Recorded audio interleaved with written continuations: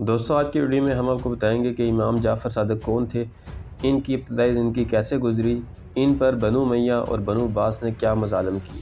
جب امام جعفر صادق نے اپنے لیے ایک وکیل مقرر کیا، اس وکیل کا کیا کام تھا؟ امام نے غالیوں کے ساتھ کیا سلوک کیا؟ جعفریہ مذہب کی بنیاد کیسے رکھی گئی؟ امام صادق نے ابو مسلم خراسانی کا خط کیوں جلایا؟ اس میں کیا لکھا تھا؟ امام جعفر نے نفس زکیہ کی خلافت کی مخالفت کیوں کی؟ جب امام جعفر صادق کا گھر جلایا گیا اور آپ کو آگ لگ گئی۔ جب امام صادق نے پہلی بار حضرت علی کی مخفی قبر کی نشاندہی کی، آپ کی شہادت کیسے ہوئی؟ آپ کے بارے میں لکھی گئی ایک جھوٹی کتاب سپر مین ان اسلام کی اصلیت کیا ہے؟ یہی سب موضوعات ہماری ویڈیو کا موضوع ہے۔ آپ دیکھ رہے ہیں ہسٹری اوکلاک چینل۔ نسب، کنیت، لقب۔ جعفر بن محمد بن علی بن حسین بن علی بن ابو طالب شیعہ اثنا عشری کے چھٹے اور اسماعیلیوں کے پانچویں امام ہیں۔ آپ کے والد ماجد امام محمد باقر اور والدہ ماجدہ امام فروہ بنت قاسم بن محمد بن نبی بکر ہیں۔ کتاب کشف الغمہ کے مطابق چونکہ آپ کی والدہ کا نسب ماں باپ دونوں طرف سے ابو بکر تک پہنچتا ہے، اس لیے امام نے فرمایا، میں 2 مرتبہ ابو بکر سے متولد ہوا ہوں۔ لیکن بعض علماء علامہ شوشتری اور علامہ مجلسی نے اس روایت کو جعلی قرار دیا ہے۔ آپ کی مشہور کنیت ابو عبداللہ آپ کے بیٹے عبداللہ سے، جبکہ آپ کو ابو اسماعیل آپ کے بڑے بیٹے اسماعیل کی نسبت اور ابو موسیٰ آپ کے فرزند امام موسیٰ کاظم کی نسبت سے کہا جاتا ہے۔ آپ کا سب سے مشہور لقب صادق ہے۔ ایک حدیث کے مطابق پیغمبر اسلام نے آپ کو اس لقب سے نوازا تھا تاکہ جعفر کذاب سے ممتاز ہو سکیں، لیکن بعض کا خیال ہے کہ یہ لقب آپ کو اپنے زمانے میں شروع ہونے والی حکومت مخالف تحریکوں میں شرکت نہ کرنے کی وجہ سے دیا گیا تھا، کیونکہ اس زمانے میں اس شخص کو جو حکومت کے خلاف قیام کرے اور لوگوں کو حکومت کے خلاف ورگلائے کذاب کہا جاتا تھا۔ خود اہل سنت کے بعض علماء جیسے مالک بن انس، احمد بن حنبل بھی امام کو اسی نام سے یاد کرتے تھے۔ آپ کے 7 بیٹے تھے، اسماعیل، عبداللہ، موسیٰ، اسحاق، محمد، عباس اور علی، اور 3 بیٹیاں ام فروہ، اسماء اور فاطمہ۔ آپ کی 2 ازواج میں سے ایک فاطمہ بنت الحسین امام زین العابدین کی پوتی تھی۔ حالات زندگی۔ امام باقر کو جس وقت حشام بن عبد المالک نے شام طلب کیا تو اس سفر میں امام صادق بھی اپنے والد ماجد کے ہمراہ تھے۔ آپ کے دور امامت میں بنو امیہ کے 5 آخری خلفاء اور بنو عباس کے 2 خلیفہ صفاح اور منصور دوانیکی نے حکومت کی۔ بنو امیہ کی حکومت زوال کا شکار ہوئی اور آخرکار اپنے انجام تک پہنچی، جس کے بعد بنو عباس نے اسلامی دنیا پر اپنی حکومت قائم کی۔ بنو امیہ اپنے اقتدار کے آخری ادوار میں اپنی بقا کی فکر میں تھی، جبکہ بنو عباس اپنے استحکام کی فکر میں، جس کی وجہ سے امام کو علمی و ثقافتی امور کی انجام دہی کا موقع ملا، جس سے آپ نے بھرپور استفادہ کرتے ہوئے مختلف عملی میدانوں میں شاگردوں کی تربیت فرمائی۔ البتہ یہ آزادی صرف دوسری صدی ہجری کے 3 عشرے میں نصیب ہوئی، جبکہ اس سے پہلے بنو امیہ کی بنو ہاشم سے دیرینہ دشمنی، نیز نفس زکیہ اور ان کے بھائی ابراہیم کی تحریک کی وجہ سے آپ بھی سیاسی دباؤ کا شکار رہے۔ نصوص امامت۔ شیعہ نقطہ نگاہ سے امام خدا کی طرف سے معین ہوتا ہے، جسے نص کے ذریعے پہچانا جاتا ہے۔ کلینی نے اپنی کتاب کافی میں امام صادق کی امامت کو ثابت کرنے کی غرض سے مختلف احادیث نقل کی ہیں۔ وکالتی نظام۔ ایک طرف شیعہ اسلامی دنیا کے مختلف علاقوں میں پھیلے ہوئے تھے تو دوسری طرف سیاسی دباؤ کی وجہ سے ائمہ معصومین کو اپنے پیروکاروں کے ساتھ رابطہ برقرار کرنے میں دشواریوں کا سامنا رہتا تھا، جو امام صادق کے دور میں پہلے سے بھی پیچیدہ شکل اختیار کر گئی تھی۔ اس وجہ سے آپ نے مختلف علاقوں میں اپنا وکیل اور نمائندہ مقرر فرمایا، جو آپ اور آپ کے پیروکاروں کے درمیان رابطے کا کام انجام دیتے تھے۔ وجوہات شرعیہ جیسے خمس، زکوٰۃ، نذر اور تحائف وغیرہ کی جمع آوری اور انہیں امام تک پہنچانا شیعوں کی مشکلات سے آگئی، اور ان کو ترجیحی بنیادوں پر حل کرنا، امام اور آپ کے پیروکاروں کے درمیان رابطہ برقرار کرنا، نیز ان کے شرعی سوالات کا امام سے جوابات دریافت کرنا، ان وکلاء کے وظائف میں شامل تھا۔ وکالتوں کا یہ سلسلہ آپ کے بعد والے ائمہ کے زمانے میں نہ صرف جاری رہا بلکہ اس میں وسعت آتی گئی، یہاں تک کہ امام زمانہ کی غیبت صغریٰ میں یہ سلسلہ اپنے عروج پر جا پہنچا، لیکن چوتھے نائب خاص علی بن محمد کی وفات اور غیبت کبریٰ کے آغاز کے بعد وکلا کا یہ سلسلہ اختتام پذیر ہوا۔ غالیوں کے ساتھ برتاؤ۔ امام باقر اور امام جعفر صادق کے زمانے میں غالیوں کی سرگرمیوں میں بھی شدت آ گئی۔ غالی ائمہ کو خدا کا درجہ دیتے یا انہیں پیغمبر مانتے تھے۔ امام نے اس سوچ کی بھرپور مخالفت فرمائی، لوگوں کو ان کے ساتھ نشست و برخاست سے بھی منع کیا اور انہیں فاسق، کافر اور مشرک قرار دیا۔ ایک حدیث میں آیا کہ آپ نے غالیوں کے حوالے سے اپنے پیروکاروں سے فرمایا، ان کے ساتھ نشست و برخاست نہ رکھیں، ان کے ساتھ کھانے پینے میں شامل نہ ہو اور ان سے مصافحہ نہ کریں۔ اسی طرح آپ جوانوں کے بارے میں فرماتے تھے، خیال رہے کہ غالی تمہارے جوانوں کو گمراہ نہ کریں، یہ لوگ خدا کے بدترین دشمن ہیں، خدا کو پست اور خدا کے بندوں کو ربوبیت کا مقام دیتے ہیں۔ مذہب جعفریہ۔ شیعہ عقائد کے مطابق دین اور مذہب کے بنیادی منابع میں جس طرح پیغمبر اسلام کی سنت کو بنیادی حیثیت حاصل ہے، آپ کے بعد آپ کے حقیقی جانشینوں یعنی ائمہ معصومین کی سنت کو بھی وہی حیثیت حاصل ہے۔ آپ صلی اللہ علیہ وسلم کے بعد آپ کے حقیقی جانشینوں ائمہ معصومین میں سے ہر ایک نے اپنی بساط اور حالات کے تقاضے کے مطابق دین اور مذہب کی اشاعت میں کوئی کسر باقی نہیں چھوڑی، لیکن باقی ائمہ کی نسبت اصول دین اور فروع دین میں دونوں حوالوں سے سب سے زیادہ حدیث امام صادق سے نقل ہوئی ہیں۔ اسی طرح راویوں کی تعداد کے حوالے سے بھی آپ سے روایت کرنے والے راویوں کی تعداد سب سے زیادہ ہے۔ اربلی نے آپ سے روایت کرنے والے راویوں کی تعداد 4000 بتائی ہے۔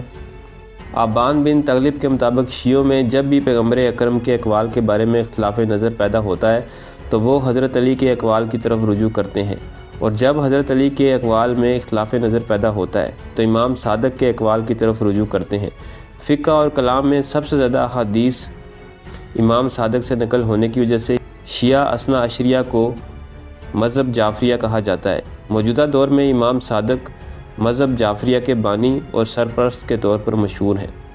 1378 ہجری کو الازہر یونیورسٹی مصر کے چانسلر شیخ محمد شالتوت نے ان سے پوچھے گئے سوال کے جواب میں مذہب جعفریہ کو سرکاری طور پر قبول کرنے کا اعلان کیا اور اس مذہب کی تعلیمات پر عمل کرنے کو بھی جائز قرار دیا۔ مصلحت پسندی۔ اگرچہ امام صادق کی امامت کے دوران بنو امیہ اپنی بقا اور زوال کی کشمکش سے دوچار تھی اور کسی حکومت کو سر نگو کرنے کا یہ بہترین موقع ہوا کرتا ہے، لیکن امام نے مسلحانہ جدوجہد سے دوری اختیار فرمائی، یہاں تک کہ بعض افراد کی طرف سے خلافت قبول کرنے کی پیشکش کو بھی آپ نے مسترد کر دیا۔ شہر ستانی نے نقل کیا ہے کہ ابو مسلم خراسانی نے ابراہیم کی وفات کے بعد امام صادق کو ایک خط لکھا جس میں آپ کو خلافت کے لیے سب سے زیادہ سزاوار قرار دیتے ہوئے خلافت کرنے کی دعوت دی، لیکن امام نے اسے مسترد کرتے ہوئے اس کے خط کا جواب یوں دیا: نہ تم میرے وفاداروں میں سے ہو اور نہ یہ زمانہ میرا زمانہ ہے۔ آپ نے ابو سلمہ کی طرف سے بھی خلافت کو قبول کرنے کی درخواست کو رد فرماتے ہوئے اس کے خط کو آگ لگا دی۔ اسی طرح آپ نے اس زمانے میں شروع ہونے والی حکومت مخالف تحریکوں میں بھی حصہ نہیں لیا، یہاں تک کہ اپنے چچا زید بن علی کی تحریک میں بھی آپ نے شرکت نہیں فرمائی۔ ایک حدیث کے مطابق امام صادق باوفا اصحاب نہ ہونے کو مسلحانہ قیام نہ فرمانے کا سبب قرار دیتے تھے۔ عبداللہ بن حسن کے ساتھ اختلاف رائے۔ بنو امیہ کی حکومت کے آخری سالوں میں بنو ہاشم کا ایک گروہ جن میں عبداللہ بن حسن اور ان کے بیٹے صفا اور منصور دوانیکی حکومت کے خلاف قیام کرنے کے لیے اپنے درمیان میں سے کسی ایک کی بیعت کرنے کی خاطر ابوا میں جمع ہوئے۔ اس جلسے میں عبداللہ نے اپنے بیٹے محمد نفس زکیہ کو مہدی کے عنوان سے متعارف کیا اور حاضرین سے ان کی بیعت کرنے کو کہا۔ جب امام صادق کو اس بات کا علم ہوا تو آپ نے فرمایا، تمہارا بیٹا مہدی نہیں ہے اور نہ ابھی مہدی کے ظہور کا وقت ہے۔ عبداللہ آپ کی باتوں سے ناراض ہوا اور کہا کہ آپ حسد کی وجہ سے یہ باتیں کر رہے ہیں۔ امام صادق نے قسم کھا کر فرمایا، میں حسد کی وجہ سے یہ نہیں کہہ رہا بلکہ یہ حقیقت پر مبنی ہے، تمہارا بیٹا مارا جائے گا اور خلافت صفا اور منصور دوانیکی کو ملے گی۔ رسول جعفریان نے امام حسن اور امام حسین علیہ السلام کی اولاد میں پیدا ہونے والے اختلافات کی اصل وجہ اسی داستان کو قرار دیا ہے۔ حاکمان وقت کے ساتھ آپ کے تعلقات۔ اگرچہ امام صادق نے اپنے زمانے کے حاکمان وقت کے ساتھ مسلحانہ قیام سے دوری اختیار کی، لیکن دوسری طرف سے حاکمان وقت کے ساتھ آپ کے تعلقات بھی بہت اچھے نہیں تھے۔ جب اپنے والد امام محمد باقر کے ساتھ حج مشرف ہوئے تو حج کے مراسم میں آپ نے اہل بیت کو خدا کے برگزیدگان میں سے قرار دیتے ہوئے حشام بن عبد المالک کی اہل بیت دشمنی کی طرف اشارہ فرمایا۔ منصور دوانیکی نے آپ سے کہا کہ آپ بھی دوسرے لوگوں کی طرح ان کے پاس آ جایا کریں، تو آپ نے فرمایا ہمارے پاس کوئی ایسی چیز نہیں جس کی وجہ سے ہم تم سے ڈریں، اور تمہارے پاس آخرت کے امور میں سے کوئی ایسی چیز نہیں جس کی وجہ سے ہم تم سے لو لگائیں، نہ تم کسی نعمت سے مالا مال ہو جس کی وجہ سے ہم تمہیں مبارکباد دیں، اور نہ تم کسی مصیبت میں مبتلا ہو جس کی خاطر ہم تمہیں تسلی دینے تمہارے پاس ہیں، پس ہمیں تم سے کیا لینا دینا۔ گھر کو نظر آتش کرنا۔ کافی اور مناقب علی بن ابی طالب میں مفضل بن عمر کی روایت کے مطابق حسن بن زید نے مدینے پر حاکمیت کے دوران منصور کے حکم پر حضرت امام جعفر صادق کا گھر نظر آتش کیا۔ اس حدیث کے مطابق اس آتش سوز میں آپ کے گھر کا دروازہ اور دہلیز جل گیا اور امام جلتے ہوئے گھر کے اندر سے باہر تشریف لائے اور فرمایا میں حضرت اسماعیل کا بیٹا ہوں، میں ابراہیم خلیل اللہ کا بیٹا ہوں۔ لیکن بعض مورخین من جملہ طبری کے مطابق منصور نے سن 150 ہجری یعنی امام جعفر صادق کی شہادت کے 2 سال بعد حسن بن زید کو مدینے کا گورنر مقرر کیا تھا۔ تکیہ کرنا۔ سوائے دوسری صدی ہجری کے تیسرے عشرے کے جس میں بنو امیہ کی حکومت کا زوال ہوا، باقی سالوں میں بنو امیہ اور بنو عباس کے خلفاء ہمیشہ آپ اور آپ کے پیروکاروں کی سرگرمیوں پر کڑی نظر رکھتے تھے، اور آپ کی زندگی کے آخری سالوں میں سیاسی دباؤ میں شدت آ گئی تھی۔ بعض روایات کے مطابق منصور دوانیکی کے کرندے حتیٰ کہ ان لوگوں کو بھی پکڑ کر گردن اڑا دیتے تھے جو آپ کے پیروکاروں کے ساتھ دوستانہ روابط رکھتے تھے۔ اس بنا پر آپ تکیہ فرماتے تھے اور اپنے پیروکاروں کو بھی تکیہ کرنے کی سفارش فرماتے تھے۔ امام صادق نے سفیان ثوری سے جو آپ سے ملاقات کے لیے آئے تھے فرماتے ہیں آپ یہاں سے چلے جائیں کیونکہ ہم دونوں حکومت کی کڑی نگرانی میں ہیں۔ ایک اور حدیث میں آیا ہے کہ امام صادق نے ابان بن تغلب سے کسی ممکنہ خطرات کے پیش نظر لوگوں کے پوچھے گئے فقہی سوالات کا جواب اہل سنت علماء کے نظریے کے مطابق دینے کا حکم دیا۔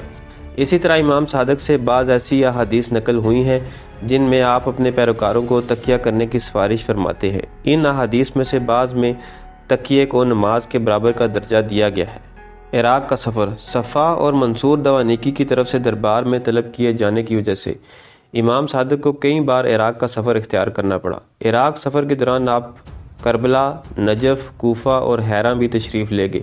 محمد بن معروف ہلالی نقل کرتے ہیں کہ جب امام صادق حیرہ تشریف لے گئے تو لوگوں کی کثیر تعداد آپ کے استقبال کے لیے جمع ہو گئی تھی، یہاں تک کہ ملاقاتیوں کی کثرت کی وجہ سے کئی دن تک امام سے ملاقات نہ ہو سکی۔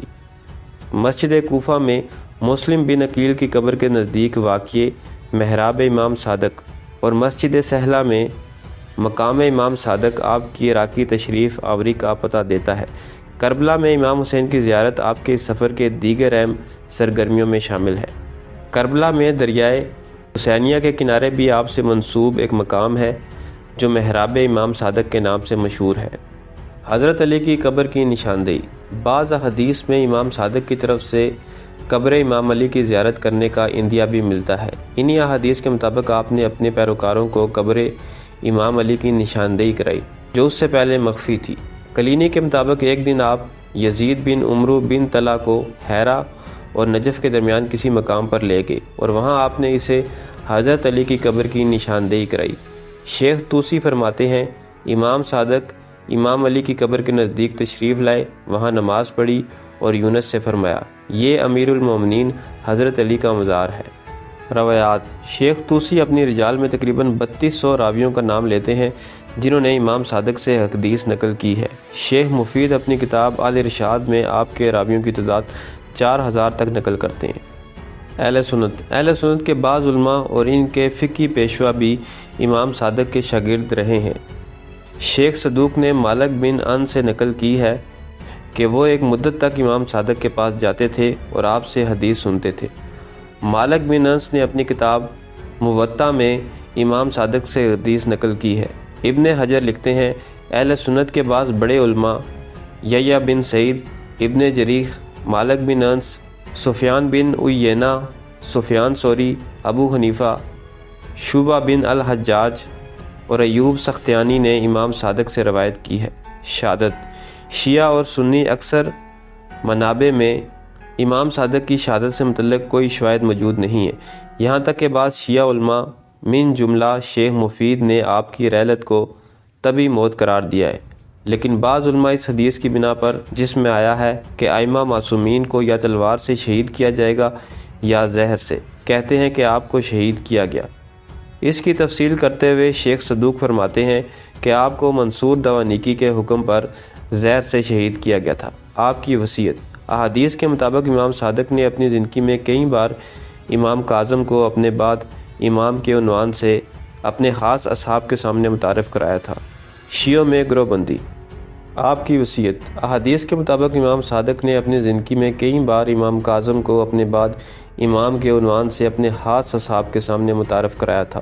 شیعوں میں گروہ بندی: امام صادق کی شہادت کے بعد شیعوں میں مختلف فرقے وجود میں آ گئے۔ بعض نے آپ کے بڑے بیٹے اسماعیل کی وفات سے انکار کرتے ہوئے آپ کے بعد ان کی امامت کے قائل ہو گئے، جو بعد میں اسماعیلیہ کے نام سے مشہور ہوئے۔ انہی میں سے بعض لوگ جب اسماعیل کے زندہ ہونے سے مایوس ہوئے تو ان کے بیٹے محمد کی امامت کے قائل ہوئے۔ بعض شیعہ عبداللہ افتح کو امام ماننے لگے۔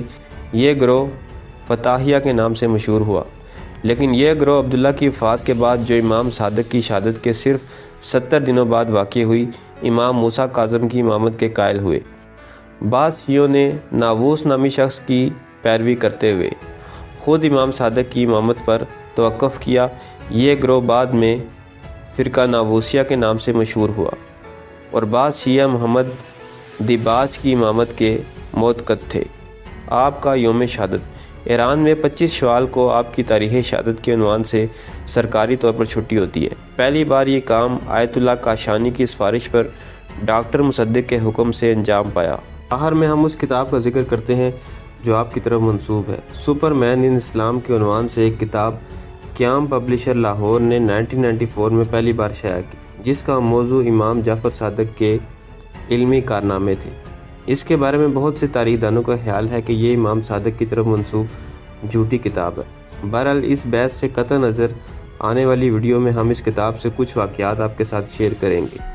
یہ تھی میری آج کی ویڈیو پسند آئے تو چینل کو سبسکرائب کریں۔ ملتے ہیں اگلی ویڈیو میں۔ اللہ حافظ۔